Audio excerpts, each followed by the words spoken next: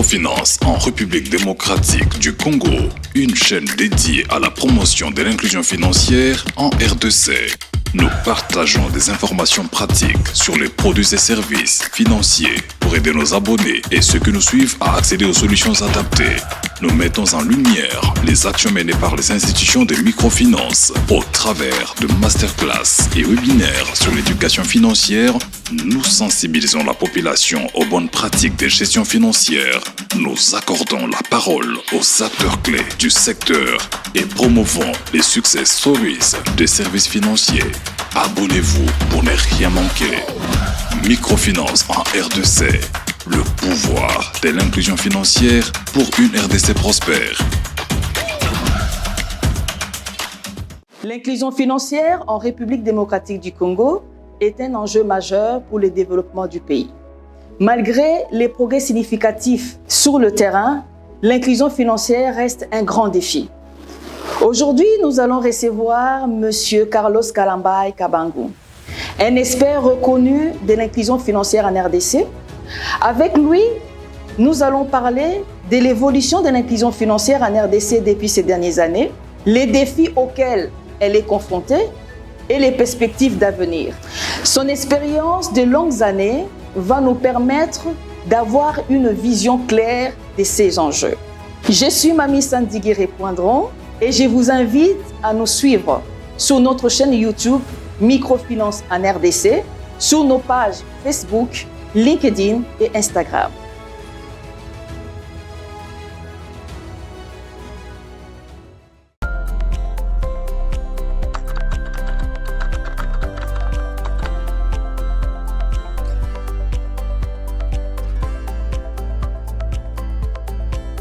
Avant d'y répondre, j'aimerais quand même rappeler que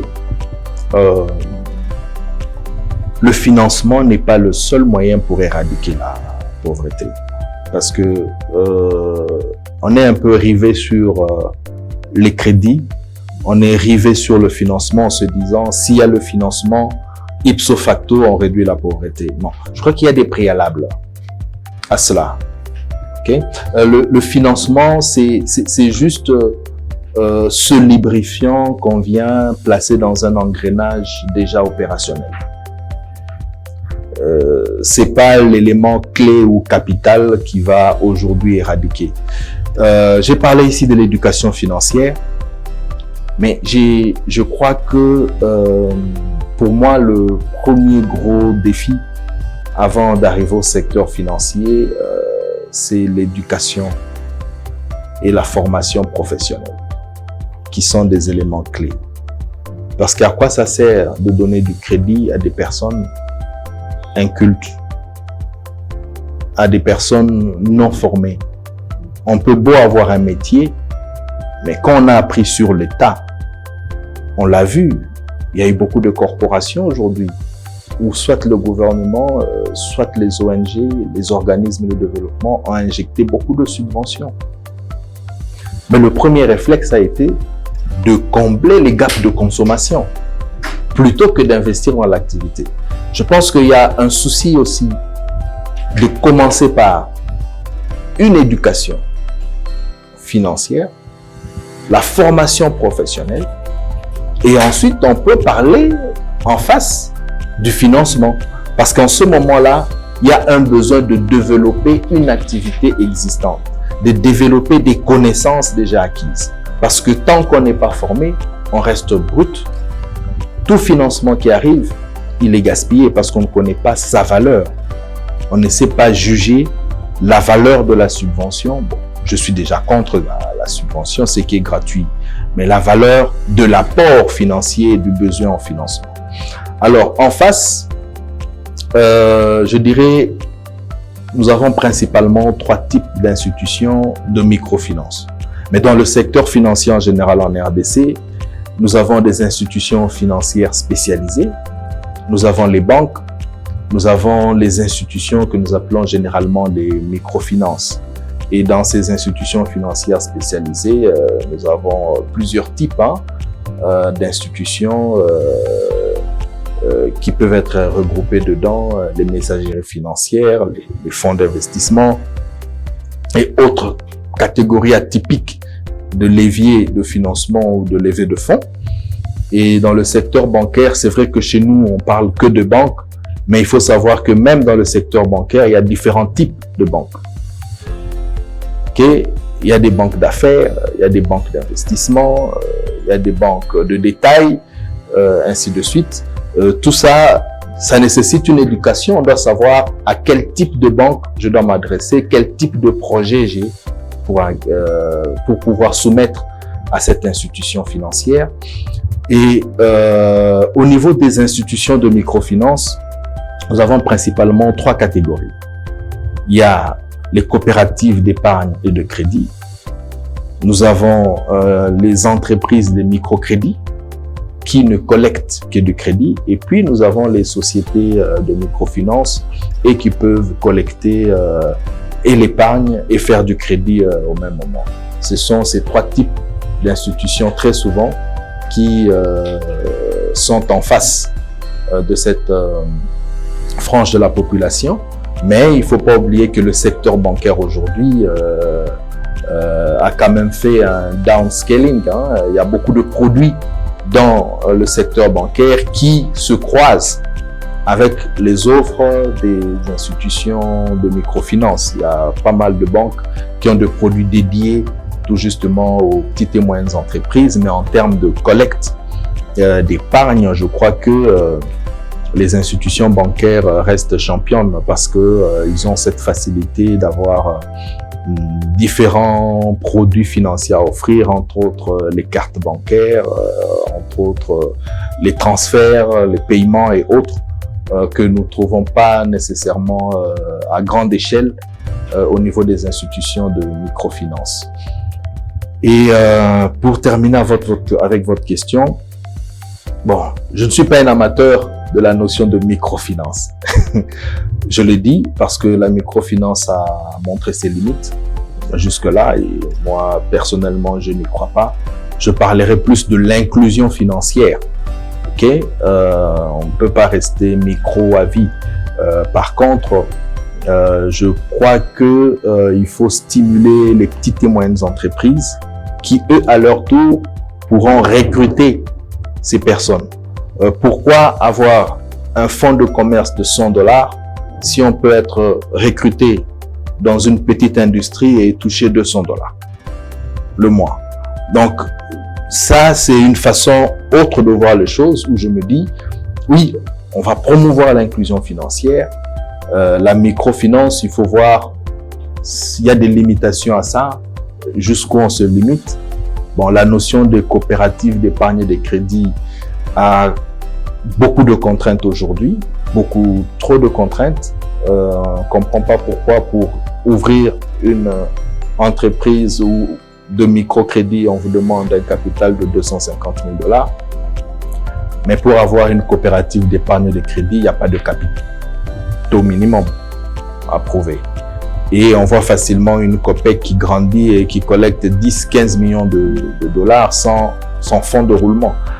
Dieu merci, il y a une nouvelle loi en cours qui va quand même essayer de réajuster et donner un peu plus de levier aux coopératives d'épargne et de crédit. Et j'espère que ça sera aussi le cas pour les institutions de microfinance qui restent encore très sectaires, qui n'ont pas de chambre de compensation, n'ont pas de Swift, ne peuvent pas faire. En fait, ils sont très limités. Et cette limitation limite aussi le développement tout justement de cette inclusion financière parce que il faut reconnaître que leur avantage est qu'ils arrivent à pénétrer dans le Congo profond et ils sont très proches des populations et ils peuvent offrir des services spécifiques adaptés à une certaine population ou dans les milieux dans lesquels ces institutions sont implantées.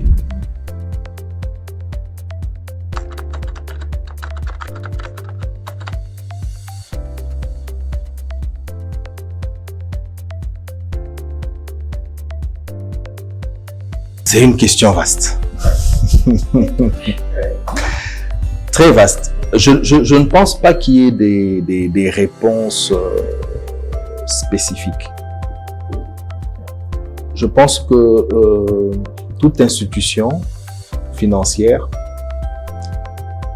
doit s'adapter d'une part à sa politique, à sa vision, à sa mission, et d'autre part, tenir compte des réalités, des milieux dans lesquels ils opèrent.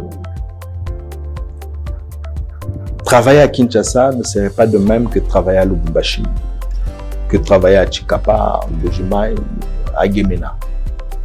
Parce que faut pas oublier que le service financier, c'est parmi les rares de services qui restent très liés aux aspects sociaux de l'individu, de son environnement. Il se crée une confiance. Dans l'environnement dans lequel cette entité évolue, doit tenir compte de ces différents aspects. À l'époque, je pense, au début des années 2000, comme je l'ai dit, on n'entendait pas parler d'hypothèque. Mais c'est suite aux expériences que les institutions aujourd'hui, pour un crédit de 10 000, certains 5 000 $, exigent une hypothèque par rapport à l'environnement. Le crédit de groupe a fait son temps. C'est tout ce qu'il y avait. Et il y avait ce qu'on appelait la caution solidaire. Mais est-ce que c'est dans tout environnement que cette caution solidaire marche? C'est-à-dire qu'il faut s'adapter. Je prends le cas de Kinshasa. Nous avons eu certaines entités qui se sont lancées dans cette caution solidaire, mais ça n'a pas marché. Beaucoup sont sortis tout justement de ce crédit de groupe. Pas parce qu'ils ne veulent pas servir, mais le niveau de risque a été tellement élevé qu'il mettait en danger ou à risque le bilan de l'institution. Pourquoi? Parce que une grande ville comme Kinshasa, la caution solidaire ne marche plus, c'est-à-dire que ce sont des métropoles où les gens vivent pratiquement en vase clos. La notion de caution solidaire était liée à la communauté. Tu as honte dans ton quartier parce que tu n'as pas payé ton crédit. Et ce sont les autres qui ont remboursé. Cette gêne contraignait les membres d'un groupe à pouvoir s'efforcer à payer tout justement leurs prêts. Mais de nos jours, on peut dire que ça ne marche pas parce que à peine les gens connaissent leurs voisins. À l'époque, on dit, OK, toutes les mamans qui vendent les tomates, on les met ensemble. On dit, on vous fait un crédit de 20 000 $.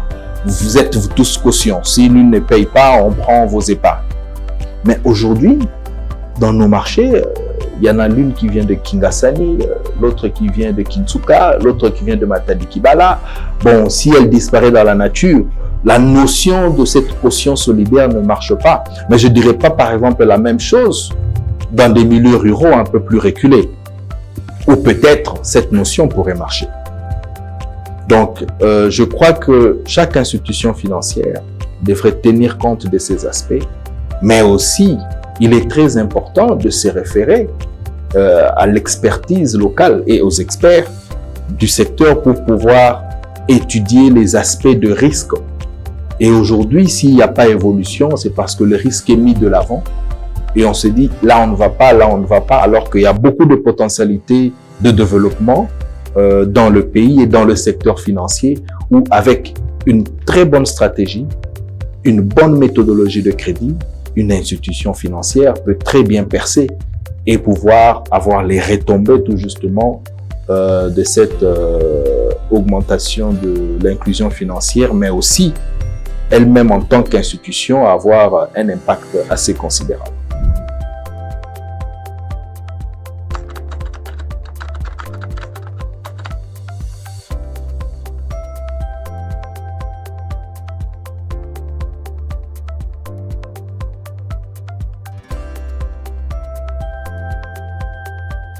À l'état actuel, je dirais, c'est un avenir qui reste très incertain.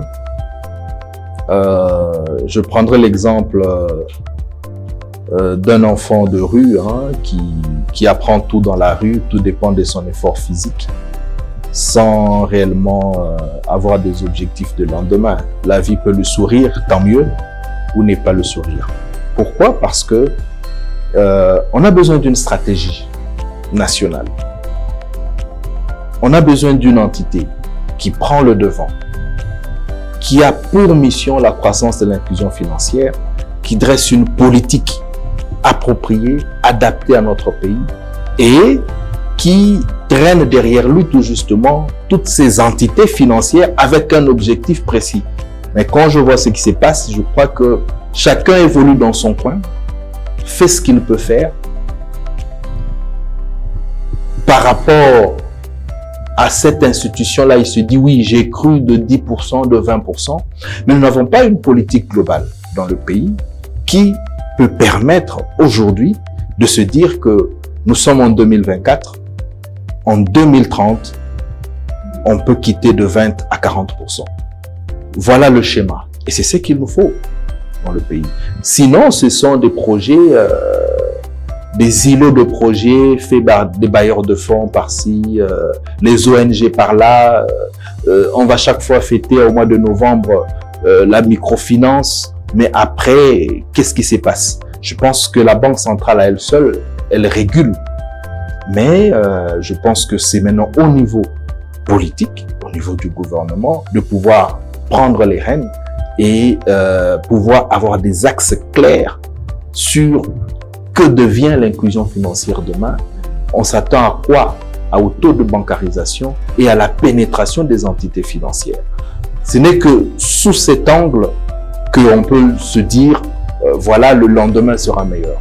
Sinon, on va chaque fois saupoudrer des fonds par-ci par-là, avoir des petits projets qui, lorsqu'ils s'arrêtent, tout s'arrête avec, et on n'a plus que des vieux souvenirs des bons vieux temps de l'inclusion financière. Et je crois qu'il est grand temps aujourd'hui, avec tous les défis que nous avons par rapport à l'environnement, nous en parlons, par rapport au secteur financier, par rapport à la crypto-monnaie, vous savez parler de fintech, il y a des gros défis, mais où est-ce que nous, en tant que nation, en tant que pays, en tant que secteur, où est-ce que nous nous positionnons dans ces concerts et comment on se projette d'ici les années 2030, où la monnaie fiduciaire sera presque inexistante partout ailleurs. Donc je pense qu'il est grand temps d'y réfléchir, d'y penser et de pouvoir mettre en place une stratégie nationale focalisée sur ces objectifs-là. Merci.